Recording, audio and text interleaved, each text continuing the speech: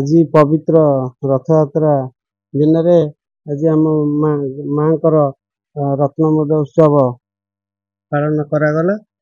ଆମେ ଗ୍ରାମବାସୀ ବୃନ୍ଦ ମାନେ ସମସ୍ତେ ଏକାଠି ହୋଇ ଆଜି ମାଙ୍କର ରତ୍ନମୋଦ ଉତ୍ସବ ପାଳନ କଲୁ। 14 ମୌଜାରେ ଆମର ମାଗୁଣି ଚାଲିଥିଲା। ମାଗୁଣିରେ ସମସ୍ତେ ଏକାଠି ହେଇ ଦାନ ପୂର୍ଣ୍ଣ କରିଛନ୍ତି।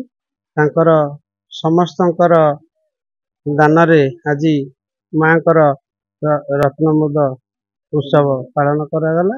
ଆଜି ଆମର ଗ୍ରାମର ଜଣେ ପୁଅ ବାଦଲ ସାହୁ ତାଙ୍କର ତତ୍ତ୍ୱାବଧାନରେ ये मंदिरटी होउछंती।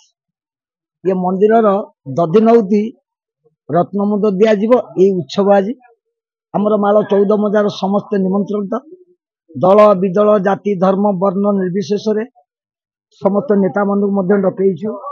मिशन शक्तिर माँ मानू डकईछु। आबाल वृद्ध बंदिता समस्त मिसी ये दधिनौती महोत्सव कार्यक्रम समापन करिसेंती। श्रृंखला सहित समापन करिसेंती।